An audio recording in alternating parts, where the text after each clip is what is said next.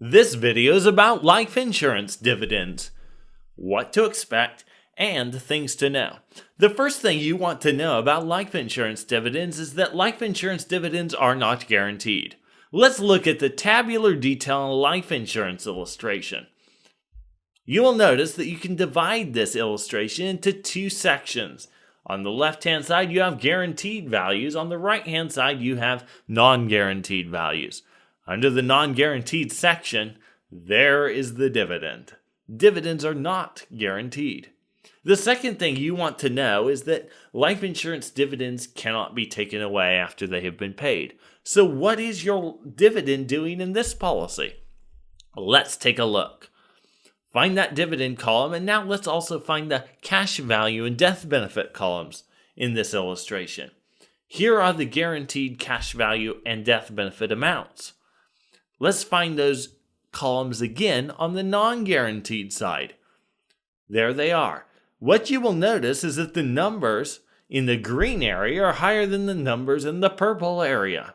The reason for that is this dividend is buying paid-up insurance, which increases the death benefit on the policy and the cash value. So, there you have it. This dividend is buying more cash value and more death benefit. That's where this dividend is going. You will hear some people say that dividends are not guaranteed until they are paid. What they mean by that is that dividends are not guaranteed, but once they've been paid to you, it's guaranteed to be yours. Nobody can take it away. The third thing you want to know about life insurance dividends is that they are not taxable. Dividends are not taxable because the IRS code classifies life insurance dividends as a return of premium, which is not taxable. You already paid taxes on your premium dollars, so if they're being returned to you, of course you won't pay taxes on them. Now, some people ask, if dividends are a return of premium, haven't you been overcharged? Well, maybe you have. We'll talk about that in a moment, but I don't mind even if they are overcharging, as long as they're paying a dividend. The second thing you would like to know is how to create a tax liability with your dividend. I don't recommend you do this, and I don't want you to know about it so that you can do it. I want you to know about it so that you know how to keep your dividend tax-free. So here's how you create a tax liability with your dividend. On the non-guaranteed side, let's find the dividend and the policy premium. Let's add up all the policy premiums and all of the dividends until we find the point where the dividend is greater than all premiums that have ever been paid into your policy. This gentleman is 43 years old, and I did the math ahead of time. It's down here when he's age 82 in the 40th year of the policy, whereas total premiums paid are only $135,376, but his total dividend that he's received is $137,808. Now, this policy is no problem at all because this dividend is going to buy up paid up insurance, and so it's increasing the cash value and the death benefit like you saw earlier. But if he were to take this dividend out in cash every year, then at this point he would have taken out $137,808. And that's roughly $2,500 more than he's ever put into this policy. Let's pause here, and I just want to ask you a question. At this point, how much is his death benefit costing him? If you said nothing, you're right on the money, because he could have all the money he ever paid for his insurance, but he also has the death benefit still, and his insurance has really cost him nothing over time. But what the IRS does is they would poke their nose in here and they would say, well, look, he only paid $135,376, but he's withdrawn almost $2,500 more than that because he's withdrawn $137,808. Therefore, he has a tax liability on the $2,500. It's income. And so that's how you trigger a tax liability with a life insurance dividend. Now, if you want to get all your money out of the policy, you could leave your dividend set to cash until you've pulled out $135,376 and then switch your dividend option to buy paid up insurance again. While that way is better than just always pulling your dividends out in cash, there are benefits to having it buy paid up insurance all the way along. That's the way I like to set up policies. That's the way I have my own policies set up. So, let's go on to number 4. Dividends are generally only paid by mutual insurance companies. Let's talk about companies and policies for just a second. There are 2 types of life insurance companies. There are stock-held life insurance companies, and there are mutual life insurance companies. Generally speaking, stock-held companies don't pay life insurance dividends. Mutual companies do. Stock-held companies are owned by their shareholders, so all the profit goes to the shareholders. Mutual companies are owned by the policy owners, and all the profits go to the policy owners. That's what's called a dividend. Now, let's look at policies real quick. There are 2 types of policies. There's non-participating policies, and there are participating policies. Non-participating policies never pay a dividend.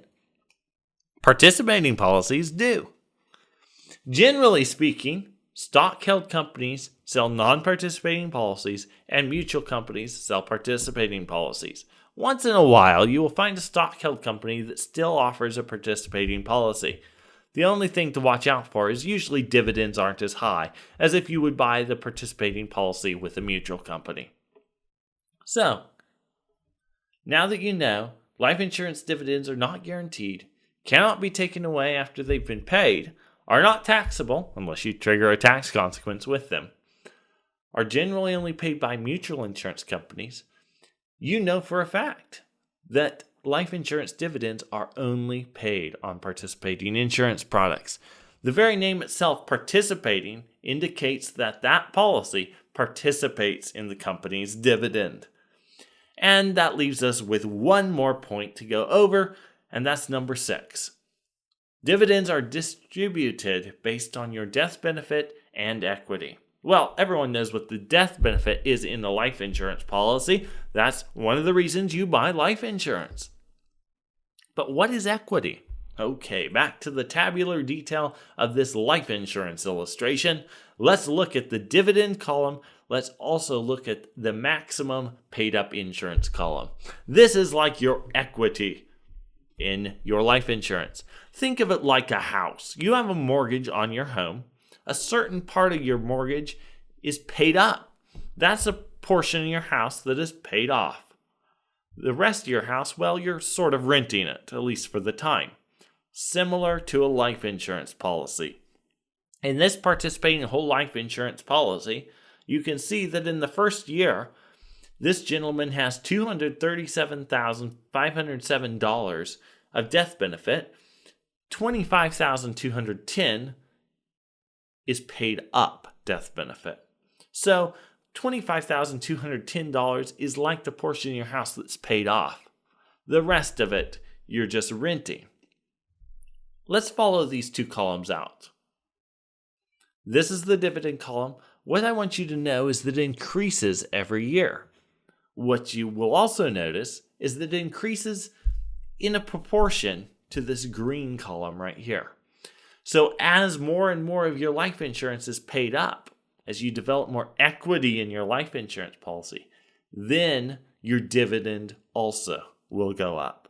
And that's because dividends are paid based on death benefit and equity.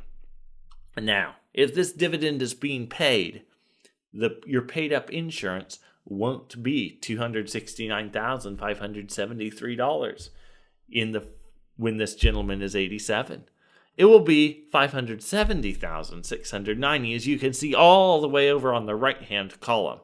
It's not highlighted, but that is the paid-up insurance or your equity in your life insurance, including a dividend, because it's on the non-guaranteed section.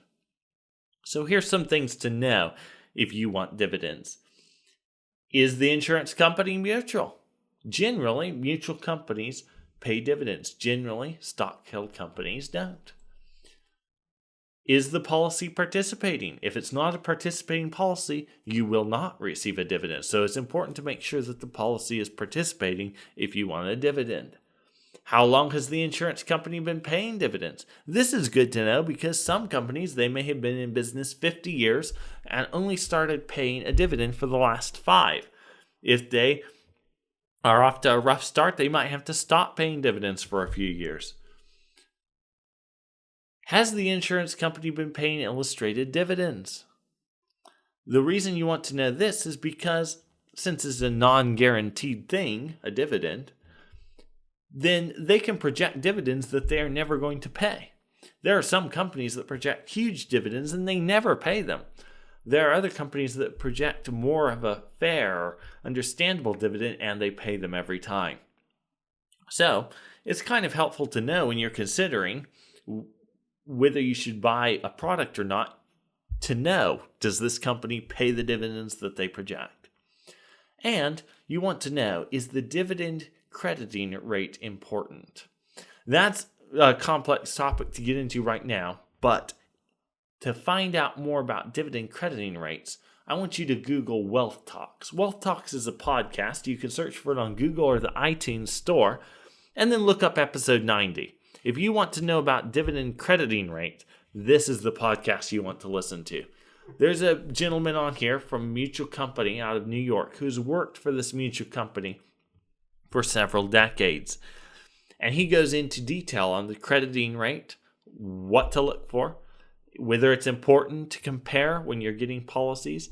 Some people would say, oh, if you have a crediting rate of 6% on your dividend and you can borrow money against your policy at 5%, then you can make money by borrowing your policy and getting the dividend. He explains why that isn't true and why a 6% dividend crediting rate will not be a 6% return because they have to take mortality and expenses out of it first. So some people may try to sell you on the dividend crediting rate. But after you listen to this podcast, you will know more about dividends than most people in America, probably including life insurance agents. And so you'll be ready and you'll understand what's really happening. Now, one thing that you might be wondering right now, and that is, how do you know how long a company has been paying dividends? How do you know if companies are paying their projected dividends? How do you know what is the best participating policy? How do you know what is a good, stable mutual company? And for that, I would recommend that you contact Life Benefits. They are also the ones who host Wealth Talks, this podcast, and episode 90 with Dividends Explained. They know which mutual companies are stable. They know which ones are paying dividends, how long they've been paying dividends, and many of the people who own and work at Life Benefits own policies with multiple different mutual companies. That experience can save you a lot of work and research, and frankly, it can save you a lot of looking for research that just isn't published anywhere online, because they have their personal experience to share with you, hundreds of clients' experiences that they can share with you in policy performance and things like that. So if you're wondering about any of those things, whether you're the correct age, if you'll be able to get enough dividends to make it worth it, etc., you can just contact Life Benefits at 702-660-7000 to get answers for those, or you can email them, team@life-benefits.com. I hope you've enjoyed and learned from this video on life insurance dividends. You probably know more than most Americans about life insurance dividends. Thank you for watching.